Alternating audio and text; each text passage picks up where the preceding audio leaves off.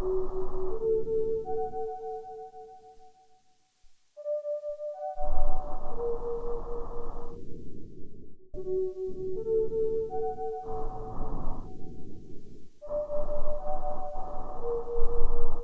and welcome to Northern Lore, a channel dedicated to the preservation and sharing of traditional northern British culture. In days gone by, it was customary for family and friends to come together around a winter's fire and share stories of a dark and fearful nature. And so it is with this in mind that I've prepared such a fable for this episode. Just 5 miles south of the historic city of Durham lies a small, unassuming village which goes by the name of Tudhoe. Legend has it that this former colliery village is home to a phantom as dark as any of the coals ever hewed from the local pit. A shade whose haunting sounds are said to strike fear into the heart of anyone who has the misfortune to chance upon this sinister spectre. So join me now for a tale retold from the days of old as we encounter the Nicky Nack.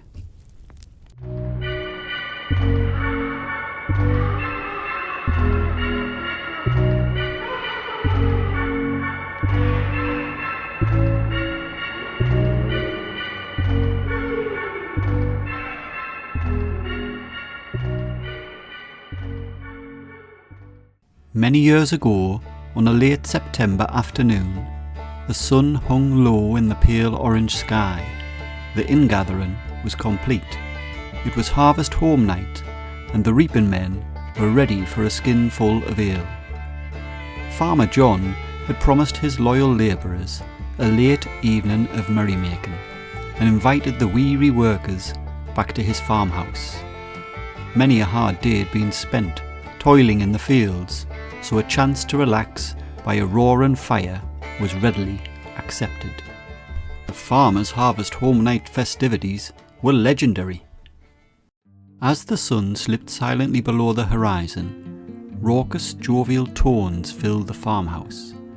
Days of demanding work had left the reaping men with a near insatiable thirst. Consequently, it wasn't long before the farmers' considerable cache of spirits and ale had been fully exhausted. Eager to continue their fun, the farmer and his guests all decided to contribute some funds towards obtaining more beer from the local inn. However, no cheerful soul seemed keen to make the chilly nocturnal journey across the moonlit fields. But, as often happens in such stalemate situations, those of less enviable character may attempt to exploit the shortcomings of the vulnerable. Thus Frankie, a self-appointed leader of the reapers, piped up, his abrupt voice filled with hostility. "Simey, do us all a favour, man. Go and get the lads some more beer." Being meek in nature, Simey had long borne the brunt of the banter from his less pleasant comrades. Blessings of kindness and innocence brimmed in Simey's veins. However, it was this over-trusting nature and his wavering will which left him easy prey for those with an absence of conscience. Unsurprisingly, they managed to convince Simey to make the journey, apart from one notable point of disagreement.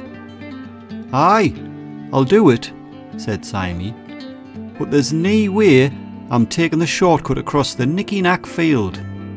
"Oh, come on, Simey," protested Frankie. "Why on earth not?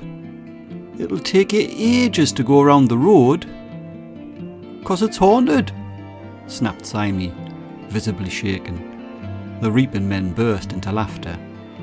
"Haunted?" said Frankie. "What you on about?" "You know, by the Nicky Nack, of course," said Simey, his reply attracting further mockery. The Nicky Nack was well known to the God-fearing folk of Tudhoe, a shadowy spook whose peculiar name came from the incessant mechanistic-like sound said to be heard by its unfortunate victims shortly before their demise. Thus, regardless of Simey's usual wavering will, on this matter his mind was fixed. Being unpersuadable, Simey gathered his garments and lamp and set off on his long and ominous hike to the nearest alehouse. Hours went by, and Simey had not returned. The harvest moon was now high, and the night cold and still. Grown impatient, the idle minds of those questionable souls in the farmhouse turned to mischief. "John," said Frankie, "borrow us one of your white bed sheets, mate." "Whatever for?" asked the farmer. "Simey'll be nearly back soon. I'll go and hide in the field, and I'll jump out to give him the shock of his life when he returns." A great laugh erupted from some of the reapers, who by this time were nearly bored to tears with waiting. "Aye, go on, John, give him the sheet. It'll be a right laugh," said one of the other men. So John went upstairs and came back shortly after with a fine white sheet. "Mind take good care of it, Frankie, or the wife'll never forgive us," he said. And with that, Frankie slipped outside, white sheet bundled under his arms. Several hours had passed by, and still no one had returned. Some of the men were becoming increasingly irritated and somewhat concerned.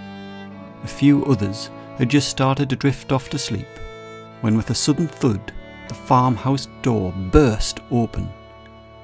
There in front of them, white with terror, stood Simey, wide-eyed and panic-stricken. Instantly, the farmhands roared with laughter, believing this to be the consequence of Frankie's prank. "What's up, Simey? You look like you've seen a ghost," one man sniggered. More laughter filled the room. Simey was silent.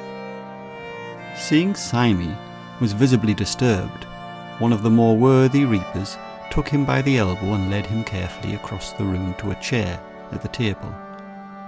Eventually, Simey managed to compose himself and began to stutter his way through the following testimony. "I was on my way back past the Nicky Nack bridge with a small keg of ale, when close by I saw a white ghost howling and groaning in the field." The men chuckled, but Simey was unfazed and continued with his account. "I froze, and I was just about to leg it back here when I heard that sound." A look of intense anguish grew across Simey's face. "What sound?" asked one of the reapers, intrigued by Simey's marked change in expression. "Nicky Nack," replied Simey.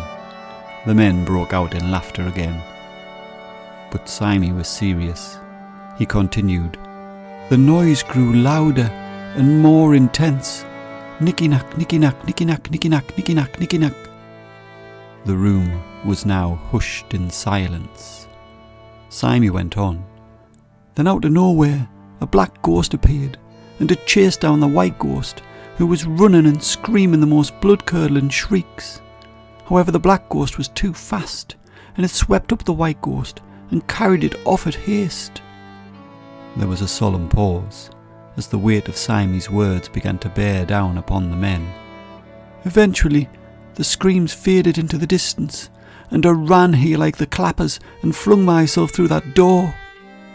A brooding feeling of fear and unease spread throughout the house, which swiftly replaced the atmosphere of mockery that had preceded it. When dawn broke a short while later, the farmhands, still somewhat shaken by Simey's tale, reluctantly went outside to look for their workmate Frankie. However, despite much effort, there were no signs to be seen, apart from a few blood-spattered scraps of white sheet which were found scattered in the Nicky Nack field. And Frankie was never seen again. I hope you enjoy this peculiar piece of Northern folklore, and if you'd like to hear more traditional Northern tales, please remember to subscribe and follow this channel. I'll be releasing a follow-up episode which seeks to unpack some of the central themes from this story in more detail, so please look out for my forthcoming commentary on the Nicky Nack.